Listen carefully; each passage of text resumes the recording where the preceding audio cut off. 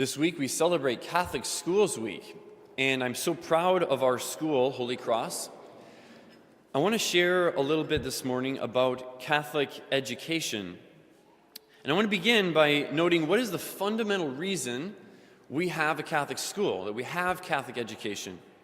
The fundamental reason is this: to help children to know, love, and follow Jesus Christ, and to become good, knowledgeable, and virtuous citizens. In other words, to become saints and to become good citizens. And this is done through a partnership between the church and the family. The church helping to educate the child, building upon the foundation laid by parents in the faith and in virtue. Our school is not just an extra kind of added bonus to the parish. In some ways it is, because not every parish has a school. But I really see it as not just like an extra, tack on. It's kind of the side thing we do. It really is the very part of the core of who we are as a parish. Because what is the reason we exist as a church in general? The reason is to help everyone, in Lonsdale most specifically, because that's where we are. But the Catholic Church in general, the mission is to help everyone in the whole world to know, love, and serve Jesus Christ. And that's the very mission of the school, is that from a young age we help children all through their formative years, as they learn about the world, as they learn about the sciences and about all things of life that they need to learn in school. They do it in a Catholic atmosphere that brings our faith deeply into their hearts, as it integrates it into everything they do. As a parish, we seek to partner with parents in the formation of their children. This happens both at Holy Cross and in our religious education program on Wednesday nights. We help the parents to form the child in the faith. But there's a very privileged place that Holy Cross has, because we're able to have those children every single day, or at least the 5 days of the week, to be able to form them in faith. So many hours we get to spend talking about Christ, talking about the church, and incorporating faith into other subject areas as well. Holy Cross has wonderful academics. We had some test scores that we got back that show that we are above average in every single subject, in every single grade. That alone is an excellent reason to send your child to Holy Cross. The wonderful academics we have. We also teach children virtue and moral responsibility. We have high expectations of them to live those out, both in the school and in their personal lives out of the school. We instill in the children the value of service, doing service projects together as a class, and praying for those who are in need. Most significantly, though, is our ability to integrate the Catholic faith into everything we do at school, every single subject area. I heard of a teacher at a different school that she had a sign in her classroom that said, "To Jesus through math."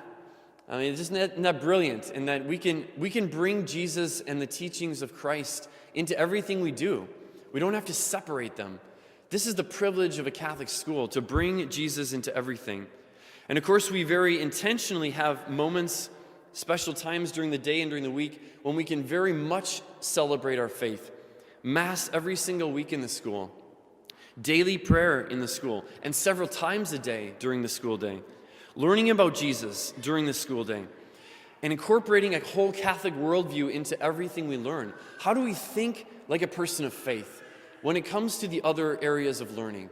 How do we bring that into one day being a grown adult and living our faith in the world? I want to share a story. 2 weeks ago, I was in the school to talk with the second graders about making their first reconciliation, which they just made yesterday, by the way, which is wonderful. Our second graders' first reconciliation for the first time. And so I was going into their classroom to talk to them about this sacrament. And I came into the room and they were doing a little time of prayer before I got there. And it was so wonderful. And obviously I'm a priest, and so I shouldn't be surprised by things of faith and stuff, but it was just so wonderful to see what they were doing. The teacher had read the scripture passage where Jesus says to his apostles, "Who do people say that I am?" And then they give various answers. And then Jesus says, "And who do you say that I am?" And so the teacher, she said, "Kids, I want you to each take out your prayer journal. I want you to write an answer to that. Who do you say that Jesus is?" And took just a few minutes of silence. And then she asked the kids to share what they had written. And it was so beautiful to see what they had written. Jesus is my best friend. Jesus is the one that I can talk to anytime.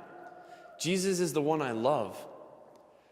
That's what a Catholic school is for, to help reinforce the faith that's being taught at home. Now, I hope that all parents are teaching their kids these things at home. They're praying with their kids and teaching them who is Jesus, and that Jesus should be our best friend, and we can talk to him, and we should love him. But here's what's so awesome.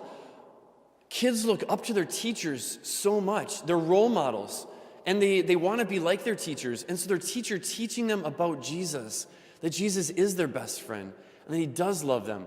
And then to look around at their classmates and hear their classmates, their peers saying, Jesus is my best friend. And then them being able to say, and Jesus is my best friend too. That's the power of a Catholic school, that we can talk about the faith throughout the day, that we can bring Jesus Christ and make him alive during the day. That's what I love about our school. Today's first reading, it was a story about the people of the Old Testament, the Israelites. They had been, here's the history. I want to give you a little background of this story, because what we heard today in the first reading was Ezra the scribe gets up and he's reading from the law, which is the first 5 books of the Old Testament. And so he's reading from the law and teaching the people. But here's the context. The people have been in exile for some time. They have not been in Israel. They've not been in the city of Jerusalem. And so they've been away from all the traditions and customs. They haven't had their priests celebrating the sacrifices. They haven't had the book of the Bible, the law. They haven't been learning about God's law. And so what's happened to the people is that they've started to live more like pagans, without God's law, without the sacrifices, without their traditions that God has given them. And so they've started to assimilate and become like the people that they're living with, living unlike the people of God. And now what's happened in today's first reading is they've come back to Jerusalem out of exile, and they found the book of the law. And so the people are so excited. And so Ezra gets up and starts to read, and the people actually stand around, it says, listening to him from daybreak until like midday or the afternoon. For like hours, they're listening to him read the scriptures to them, because they're so excited to know God's law now, to rediscover their faith. It's a beautiful story, but here's what's I think so powerful. That's not just a story from thousands of years ago. I think it actually is very applicable in some ways today, because there's many people, even in our community here, who they grew up Catholic, or maybe their parents or their grandparents grew up Catholic, and now they're really themselves are no longer practicing the faith.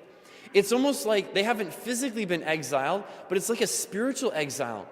They've begun to assimilate with the ways of the people, and they're no longer necessarily Christian ways. They no longer read from the scriptures. They maybe don't even have a Bible or open the Bible in their home.